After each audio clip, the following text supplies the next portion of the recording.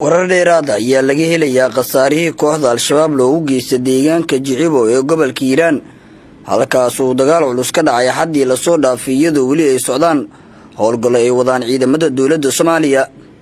Idaacadda ciidamada qalabka sida ayaa soo warisay geerida sargaalkii hogaaminaya dagaalamayaashii Al-Shabaab ee soo weeraray deegaanka Jicibo iyo 20 kale oo ka tirsan dagaalamayaasha Al-Shabaab. hogaamiyaha la dilo oo magaciisa lagu sheegay Raqiib Maxamed Xasan ayaa lagu tilmaamay inuu ahaa hogaamiyihii Al-Shabaab ee gobolka Hiiraan sida ay baahisay idaacadda ku hadasha afka ciidamada qalabka sida. hogaamiyaha kooxda Al-Shabaab ee gobolka Hiiraan Raqiib Maxamed Xasan iyo 20 kale oo ka tirsan Al-Shabaab ayaa lagu dilay howlgal ciidamada xoogga dalka ee ka fuliyeen deegaanka Jicibo. ciidamada ayaana labadii maalmood ee ugu dambeeyay howlgalla ka wada deegaankaasi ayaa lagu yiri qoraalka.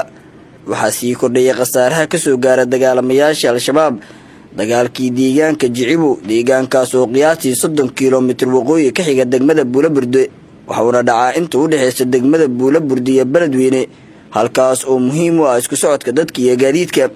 Al-Shabaab ayaa xaddii toddobaadkan waxay soo weerartay deegaanka Jicibo oo fariisin u ahayd ciidamada dowladda iyo dadka deegaanka halkaas oo ka dhacay dagaal culus kadib markii dhinac kasta laga maray Shabaab isla markaana la godoomiyay sida ay sheegeen saraakiisha iyo xildhibaanadii ku sugnaa halkaas. Al-Shabaab ayaa weli la soo warinayaa inay ku sugan yihiin buuro aan sidaas uga fogeyn deegaanka Jicibo iyadoo ciidamada dowladda iyo dadka deegaanka iska kaashanayaan weli sidii ay uga saari lahaayeen dagaalamayaasha Al-Shabaab.